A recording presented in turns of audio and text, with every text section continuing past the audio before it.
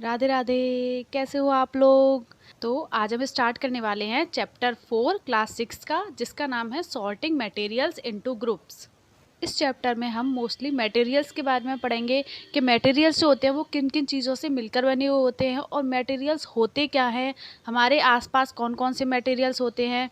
जैसे बहुत सारे मटेरियल्स होते हैं जो कि आयरन से मिलकर बने हुए होते हैं, बहुत सारे मटेरियल्स होते हैं जो कि मेटल से मिलकर बने हुए होते हैं। तो ऐसे ही हम उन मटेरियल्स के बारे में पढ़ेंगे कि कौन सी मटेरियल कौन सी चीज़ से मिलकर बना हुआ होता है। तो इसके बारे में डिटेल में स्टडी करते हैं। पहले कि हमें इस चैप्टर में कौन कौन से टॉपिक्स के बारे में पढ़ना है। पहले पढ़ना है ऑब्जेक्ट अराउंड अस, कौन कौन से ऑब्जेक्ट है जो हमारे आसपास हैं और कौन कौन सी प्रॉपर्टीज़ होती हैं मटेरियल्स की जो जिससे वह मिलकर बने हुए होते हैं। और प्रॉपर्टीज़ में आता है अपीयरेंस, हार्डनेस, सॉल्युबल और इनसॉल्युबल, ऑब्जेक्ट्स में फ्लोट और सिंक इन वाटर और ट्रांसपेरेंसी। तो इनके बारे में चलिए डिटेल में पढ़ना स्टार्ट करते हैं। इस चैप्टर में मेन क्या है, मटेरियल्स। तो हम जानते हैं मटेरियल्स होता क्या है। कोई भी चीज़ एक पर्टिकुलर चीज़ से बनी होती है, वो होता है उसका मटेरियल। जैसे अगर मैं बात करूँ क्लॉथ की, तो वो अलग अलग मटेरियल से बने होते हैं, जैसे कि कॉटन, सिल्क। तो कॉटन और सिल्क क्या हो गए, उसके मटेरियल हो गए क्लॉथ के। और फॉर एग्जांपल के लिए आप चेयर ले लो, तो चेयर किसकी बनी होती है, वुड की बनी होती है। तो वुड क्या हो गया, उसका मटेरियल हो गया। We have seen that our food and clothes have so much variety in them. Not just food and clothes, there is such a vast variety of objects everywhere. हमने फूड और clothes में बहुत तरीके की varieties देखी है। बहुत तरीके का खाना होता है, बहुत तरीके के क्लॉथ्स होते हैं। Not just food and clothes, food और क्लॉथ में ही नहीं, हमने ऑब्जेक्ट्स में भी बहुत तरह तरह की वैरायटीज़ देखी हैं। हमारे आसपास बहुत तरह तरह की वैरायटीज़ पाई जाती हैं ऑब्जेक्ट्स में।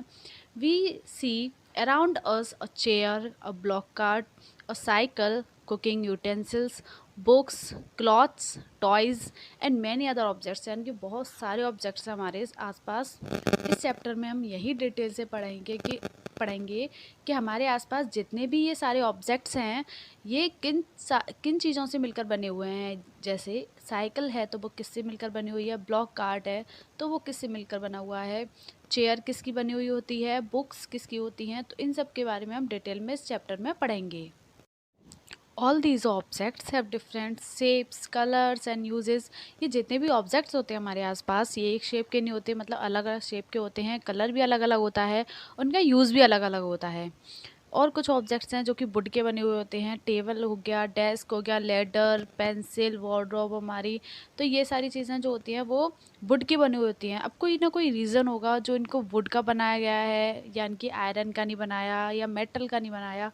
Group of objects that are made of plastics, bottles हैं, बकेट्स हैं, कंटेनर हैं। यानी कि कुछ ऑब्जेक्ट्स हैं जो कि प्लास्टिक के बने हुए होते हैं, जैसे कि बोटल्स हैं, बकेट्स हैं, कंटेनर हैं। तो ये सारी चीज़ें हमने प्लास्टिक की ही क्यों बनाई, वुड की क्यों नहीं बनाई? तो इसके पीछे रीज़न है। जैसे हमने पेंसिल जो है वो वुड की बनाई, अगर हम मेटल की बनाते तो हैवी हो जाती तो हमें उससे लिखने में भी परेशानी होती। और वुड को हम छील लेते हैं शार्पनर से, क्या मेटल को छील पाते? नहीं छील पाते। तो इस वजह से हर चीज़ के पीछे, हर मेटल को बनाने के पीछे उसके पीछे रीज़न होता है कि उसे किसका बनाया जाता है। और ये रीज़न हम निकालते हैं, आइडेंटिफाई करते हैं उसकी प्रॉपर्टीज़ से, कि जब हम कोई चीज़ बना रहे हैं तो उसकी प्रॉपर्टी देख कर बनाएंगे कि इस चीज़ के लिए कौन सी प्रॉपर्टी उसके लिए सूटेबल है। तो प्रॉपर्टीज़ ऑफ मटेरियल्स हम आगे पढ़ेंगे कि क्या होती है प्रॉपर्टीज़, किससे हम पहचानते हैं कि ये चीज़ किसकी बननी चाहिए। तो हम आगे पढ़ेंगे। चलिए पढ़ते हैं एक्टिविटी 1, जो कि हमारी एनसीईआरटी की बुक में दे रखी है चैप्टर 4 में। आपको इस एक्टिविटी के थ्रू बहुत सारे ऑब्जेक्ट समझ में आएंगे कि कौन से ऑब्जेक्ट्स कौन से मटेरियल से मिलकर बना हुआ है। सबसे पहले क्या करना है आपको, let us collect as many object as possible from around us. आपको करना है बहुत सारे ऑब्जेक्ट्स को कलेक्ट कर लेना है, जो भी ऑब्जेक्ट्स आपके आसपास में हैं। Each of us could get some everyday objects from home, and we could also collect some objects from the classroom or from the outside the school. कुछ ऑब्जेक्ट्स आपको घर से लेने हैं जो आपके घर में हैं आसपास आपके, कुछ ऑब्जेक्ट्स आपको क्लासरूम से लेने हैं और कुछ ऑब्जेक्ट्स जो क्लासरूम से बाहर आपको अगर प्रोवाइड हो सके तो वो लेने हैं। ठीक है, इसमें आपको ऑब्जेक्ट जैसे कि क्लासरूम से आपको चॉक मिल जाएगी, डस्टर मिल जाएगा, घर में से आपको टेबल, चेयर, ये सारी चीज़ें और यूटेंसिल्स ये मिल जाएंगे, और बाहर से आपको और भी बहुत सारे ऑब्जेक्ट्स मिल जाएंगे। तो ये सब आपको क्या करना है, कलेक्ट कर लेने हैं। फिर उसके बाद separate all objects from this collection that are made from paper और वुड। फिर क्या करना है, जो आपने ऑब्जेक्ट्स कलेक्ट किए हैं उसमें से आपको सेपरेट कर देना है। जो पेपर से बने हुए हैं उनको अलग जगह रखना है, और जो वुड से बने हुए हैं उनको अलग जगह पर रखना है। It may seen difficult to find out the material out of which some of these objects are made. कुछ मटेरियल्स अगर आपको डिफ़िकल्टी हो रही है फाइंड आउट करने में कि वो किस चीज़ का बना हुआ है, तो आपको in such cases discuss with your friends teacher to identify the materials. इस केस में आपको अपने पेरेंट्स से या फिर फ्रेंड से या फिर टीचर से आइडेंटिफाई करवाना है उस मटेरियल को कि यह मटेरियल किस चीज़ का बना हुआ है। ये एक्टिविटी है जो हमारी एनसीईआरटी की बुक में दे रखी है, ये टेबल है उसकी। इसमें कुछ ऑब्जेक्ट्स हैं जैसे कि हमने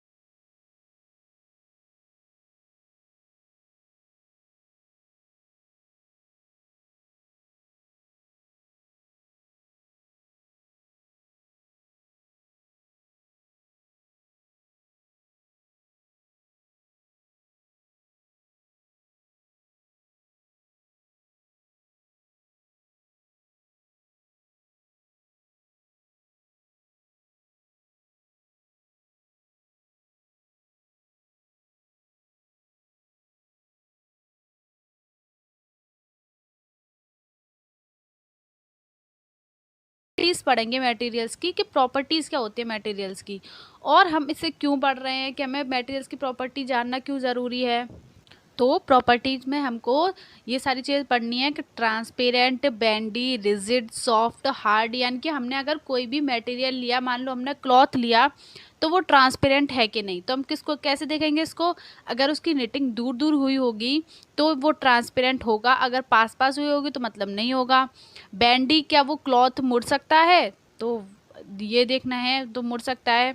रिजिड, अगर वो रफनेस है उसमें, तो ये देखने उसकी प्रॉपर्टी। सॉफ्ट, यानी कि सॉफ्ट है या हार्ड है, ये सब देखना है। तो इनके बारे में डिटेल में पढ़ते हैं, शुरू करते हैं। चलो, फर्स्ट प्रॉपर्टी है हमारी अपीयरेंस। अपीयरेंस का मतलब क्या होता है कि अगर हमने कोई भी मटेरियल लिया तो हम उसे देखेंगे कि वो देखने में कैसा लग रहा है, यानी कि उसका कलर कैसा है, हार्डनेस है या नहीं उसमें, उसका टेक्सचर देखेंगे कि कैसी बनी हुई है वो, उसका लस्टर देखेंगे कि वो शाइनी है या नहीं, लस्ट्रियस है या नहीं, ये सब देखेंगे।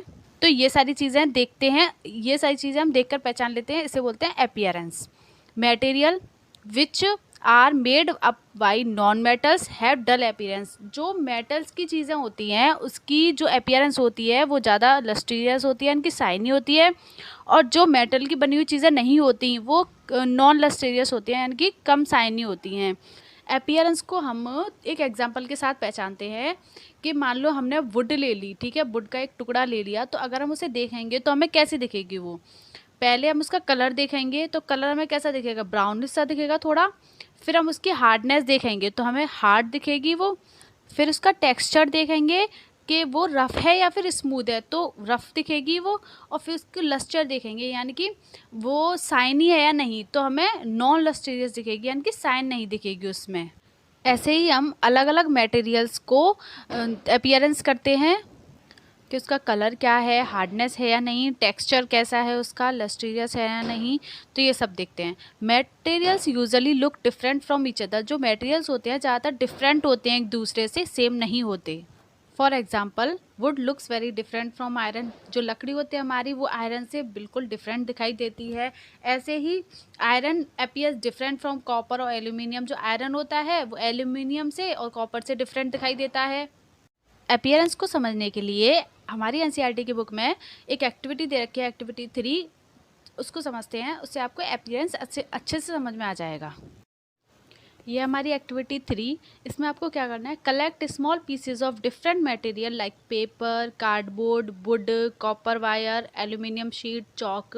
यानी कि आपको डिफरेंट मटेरियल को कलेक्ट कर लेना है, जैसे कि पेपर ले लिया, कार्डबोर्ड ले लिया, वुड ले लिया, कॉपर वायर ले लिया, एल्यूमिनियम शीट ले ली और चॉक ले लिया। ये आपने सारा कुछ ले लिया। Do any of these appear shiny. फिर आपको ये देखना है कि ये जो आपने मटेरियल्स कलेक्ट किए हैं इनमें से कौन सा शाइनी आपको दिखाई दे रहा है, यानी कि कौन सा लस्ट्रियस दिखाई दे रहा है। Separate the shiny material into a group. तो आपको क्या करना है, जो नॉन लस्ट्रियस है यानी कि नॉन शाइनी है उनको एक साइड में रख लेना है, और जो शाइनी है उनको एक साइड में रख लेना है, यानी कि सेपरेट कर लेना है दोनों को। Now observe as the teacher cuts each material into 2 pieces and look at the freshly cut surface।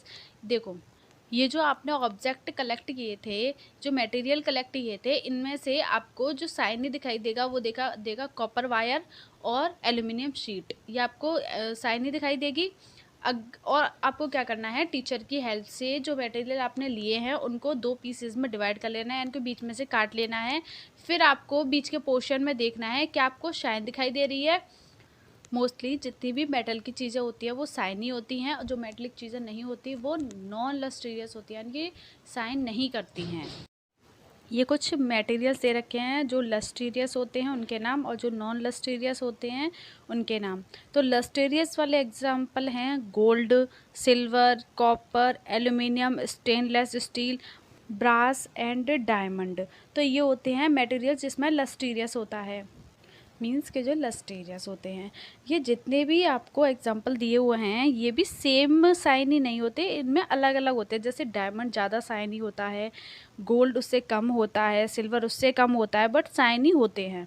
Materials जो विदाउट लस्टर होते हैं, पेपर है, वुड है, चॉक है, कॉटन है, प्लास्टिक है, रबर है, कार्डबोर्ड है, तो ये नॉन लस्ट्रियस के एग्जाम्पल्स हैं।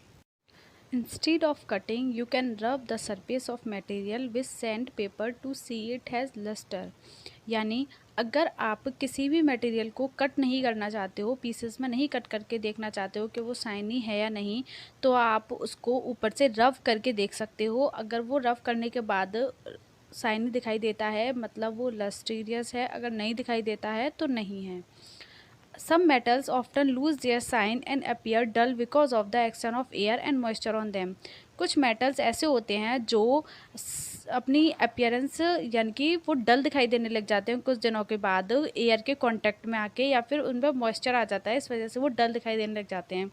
जैसे हम अपने मंदिर वगैरह में मेटल की चीज़ें यूज़ करते हैं, कुछ दिनों बाद वो डल से दिखाई देने लग जाते हैं, बट हम उसे साफ़ करते हैं तो वो अच्छे से दिखाई देने लग जाते हैं, शाइनी दिखाई देने लग जाते हैं। मीन्स कि मेटल में शाइन तो होती है, पर कभी कभी क्या होता है वो एयर के कांटेक्ट में आके डल दिखाई देने लग जाते हैं, बट अगर हम उसे रफ करें यानी कि साफ़ करें तो वो दोबारा से अपने शाइन देने लग जाते हैं। Hardness.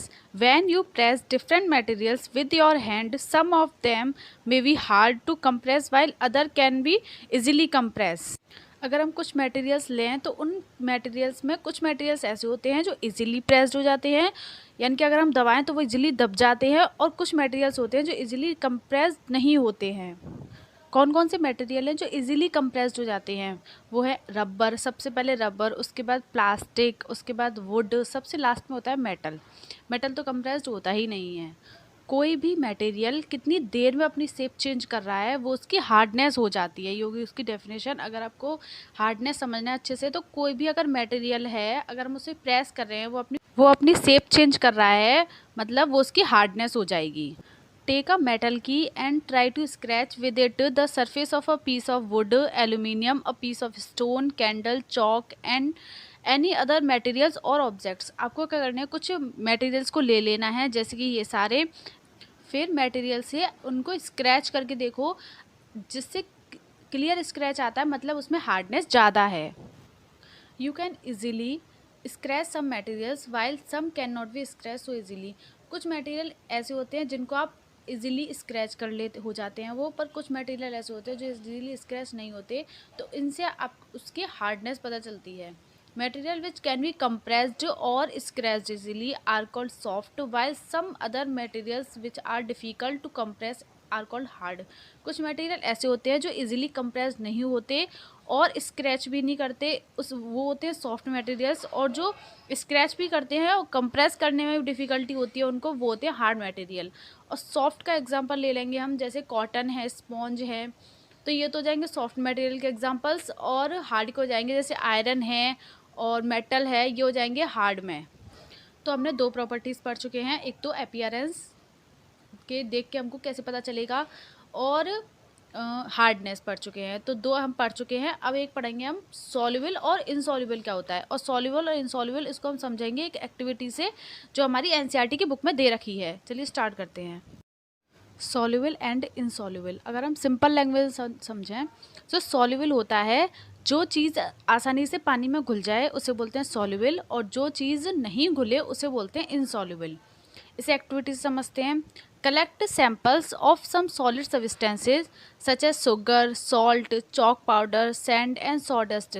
आपको क्या करना है, कुछ सब्सटेंसेस को कलेक्ट करना है, सॉलिड सब्सटेंसेस को कलेक्ट करना है, जैसे कि शुगर ले ली, सॉल्ट ले लिया, चॉक पाउडर एंड सॉडस्ट। इनको लेने के बाद टेक 5 ग्लासेस और बीकर, 5 ग्लासेस ले लो या बीकर ले लो, fill each one of them about 2/3 with water, फिर उनको फिल कर लेना है 2/3 पानी से। Add a small amount of sugar to the first glass, salt to the second glass and similarly add small amount of the other substances into other glasses. आपने जो beaker लिए थे पानी के, उसमें आपको क्या करना है, पहले उस पर बीकर में शुगर डालनी है, फिर दूसरे बीकर में सॉल्ट डालनी है, ऐसे ही आपको सारे बीकर्स में जो आपने सब्सटेंसेस लिए हैं उनको डाल देना है। फिर क्या करना है, stir the content of each of them with a spoon, spoon की हेल्प से आपको ना स्टर करना है, यानी कि चलाना है, घुमाना है। Wait for a few minutes, फिर आपको कुछ देर के लिए वेट करना है। Observe what happen to the surface added to water, फिर आपको उसमें देखना है कुछ देर के लिए वेट करने के बाद कि उसमें क्या मतलब कुछ हुआ कि नहीं, कुछ चेंजेस आए कि नहीं आए। You will notice that some substances have completely disappear or dissolve. फिर आप कुछ टाइम के बाद नोटिस करोगे कि कुछ substances तो ऐसे हैं जो उसमें completely dissolve हो गए हैं, दिखाई नहीं दे रहे, disappear हो गए हैं. Some substances are dissolved and some substances do not mix with water and do not disappear even after we stir for a long time. These substances are insoluble substances. कुछ सब्सटेंसेस ऐसे होते हैं जिन्हें हम बहुत देर तक स्टर करते रहे फिर भी वो डिसॉल्व नहीं होते, डिसअपियर नहीं होते, तो ऐसे सब्सटेंसेस को हम बोलते हैं इनसॉल्युबल सब्सटेंसेस. और जो सब्सटेंसेस डिसअपियर हो जाते हैं, अच्छे से डिसॉल्व हो जाते हैं, उन सब्सटेंसेस को हम बोलते हैं सॉल्युबल सब्सटेंसेस. तो आई होप आपको इनसॉल्युबल और सॉल्युबल में अच्छे से फ़र्क समझ में आ गया होगा कि सॉल्युबल सब्सटेंसेस कौन से होते हैं और इनसॉल्युबल सब्सटेंसेस कौन से होते हैं. तो जो सब्सटेंसेस हमने लिए थे उनमें अच्छे से जो डिज़ोल्व हो जाते हैं वो हैं हमारे शुगर और सॉल्ट, तो अच्छे से डिज़ोल्व हो जाते हैं वाटर में. और जो चॉक पाउडर है वो पार्शियली डिज़ोल्व होता है, थोड़ा सा ही डिज़ोल्व होता है, पर उसके पार्टिकल्स जो है वो दिखाई देते हैं. सैंड भी दिखाई देता है और सॉडस्ट भी दिखाई देती है, और ये डिज़ोल्व नहीं होते. तो मतलब इनमें सॉल्युबल पे हैं शुगर और सॉल्ट, और इनसॉल्युबल है हमारे चॉक पाउडर, सैंड और सॉडस्ट. यह एक्टिविटी जो हमारी एनसीईआरटी की बुक में दे रखी है, इसमें सब्सटेंसेस दे रखे हैं जैसे salt, sugar, sand, chalk powder और सॉडस्ट. इसमें आगे आपको लिखना है कौन सा डिसअपियर हो गया और कौन सा नहीं हुआ था. सॉल्ट जो है डिसअपियर कम्प्लीटली इन वाटर, ऐसे ही शुगर के आगे लिखना है disappear completely in water. Sand के आगे लिखना है नॉट डिसअपियर. चॉक पाउडर के आगे लिखना है पार्शियली डिसअपियर. और सॉडस्ट के आगे भी लिखना है पार्शियली डिसअपियर, यानी कि ये अच्छे से डिसअपियर नहीं होते, उनके थोड़े पार्टिकल्स हमको दिखाई देते हैं. नेक्स्ट है अब एक्टिविटी 5. अभी हमने क्या किया था, जो एक्टिविटी करी थी उसमें सॉलिड सब्सटेंसेस को लिया था. ये है, इनमें हम लिक्विड सब्सटेंसेस को लेंगे और सॉल्युबल और इनसॉल्युबल चेक करेंगे कि कौन से सब्सटेंसेस जो हैं लिक्विड फॉर्म में वाटर में डिज़ोल्व होते हैं और कौन से नहीं होते. Collect sample of vinegar, lemon juice, mustard oil, coconut oil, kerosene और एनी अदर लिक्विड्स. जो भी आपके पास अवेलेबल हो, जैसे कि विनेगर है, लेमन जूस है, मस्टर्ड ऑयल है, कोकोनट ऑयल है, केरोसिन है, तो इनको आपको ले लेना है ये सारे सब्सटेंसेस को. Take a glass beaker, fill it up half with water. फिर बीकर्स लेने हैं और उनको हाफ पानी से भर लेना है.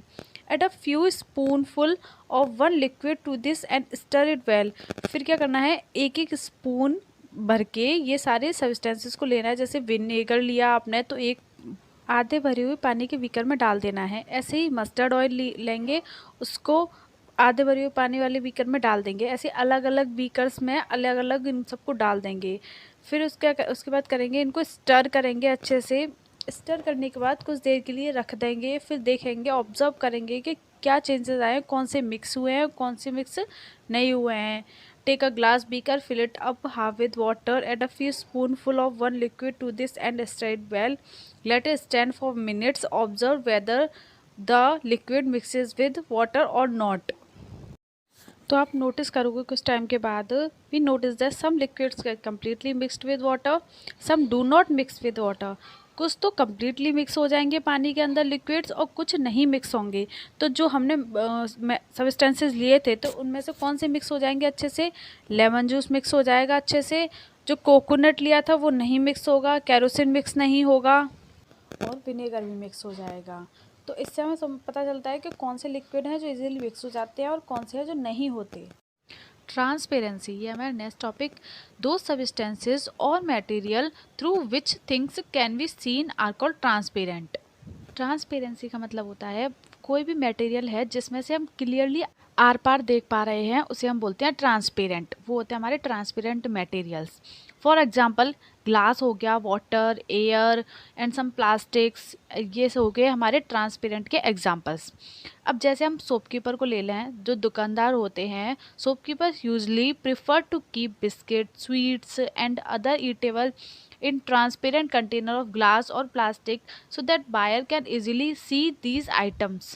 जो शॉपकीपर्स होते हैं वो ज़्यादातर जो अपना सामान होते हैं, बिस्किट वगैरह, उनको ऐसी जगह पर रखते हैं जो ट्रांसपेरेंट हो, जिससे जो बायर है वो इजीली उसको देख सके कि उसे क्या लेना है और वो इजीली उसको बाय कर सके. On the other hand, there are some materials through which you are not able to see. जैसे आप ट्रांसपेरेंट में से इजीली देख पाते हो मटेरियल्स में से, ऐसे ही कुछ मटेरियल्स ऐसे होते हैं जिनमें से आप इजीली नहीं देख पाते हो, मतलब इजी क्या कुछ भी दिखाई नहीं देता है आर पार। उन मटेरियल्स को हम बोलते हैं ओपेक मटेरियल्स।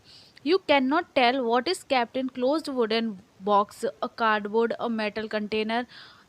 तो ओपेक का एग्जांपल्स हो गए वुड, कार्डबोर्ड, मेटल्स। इन मटेरियल्स को हम यूज़ करते हैं, जैसे बोरी वगैरह होती है जिसमें हमें दिखाई नहीं देता कुछ भी, तो ये आ जाता है ओपेक में। हमारा हैंड जिसमें से हम आर पार नहीं देख पाते, वो आ जाता है ओपेक एग्जांपल्स में। अगर सिंपली डिफाइन करें तो ट्रांसपेरेंट होता है जिसमें से हमको आर पार क्लियर दिखाई देता है, और ओपेक होते हैं जिसमें से हमें आर पार कुछ भी दिखाई नहीं देता है। और एक और होता है ट्रांसल्यूसेंट, जिसमें से हमको ब्लर दिखाई देता है, यानी कि धुंधला दिखाई देता है। दिखाई तो देता है बट ब्लर, जैसे हम कपड़े के आर पार देखें तो जिसकी नेटिंग दूर दूर होती है, तो हम कपड़े में से अगर आर पार देखते हैं तो हमको धुंधला दिखाई देता है, क्लियर दिखाई नहीं देता। तो वो एग्जाम्पल हो जाएगा हमारा ट्रांसल्यूसेंट का। तो ट्रांसपेरेंट होते हैं जिसमें से हमको आर पार क्लियर दिखाई देता है, ट्रांसल्यूसेंट होते हैं जिसमें से हमको आर पार धुंधला दिखाई देता है, और ओपेक होते हैं जिसमें से हमको आर पार बिल्कुल भी दिखाई नहीं देता है। अब एक एक्टिविटी देखेंगे जिससे आपको अच्छे समझ में आ जाएगा कि what is transparent, translucent and opaque. Activity 6, take a sheet of paper and look through it towards light and bulb. आपको एक शीट ऑफ पेपर लेना है, उससे आपको बल्ब की तरफ देखना है। उस शीट से make a note of your observation. सब देखेंगे आप क्या ऑब्जर्व कर रहे हैं, आपको ये नोट करना है। Now put 2 to 3 drops of some oils and spread it on the sheet of paper. आपको कुछ ड्रॉप्स लेनी है ऑयल की, उस पर स्प्रेड कर देनी है शीट पर, पेपर वाली। Look again toward the light and bulb through that portions of the paper on which the oil has been spread. जहाँ पर आपने ऑयल स्प्रेड किया है वहाँ से आपको लाइट को वापस से देखना है, फिर देखना है आप क्या ऑब्जर्व कर रहे हो।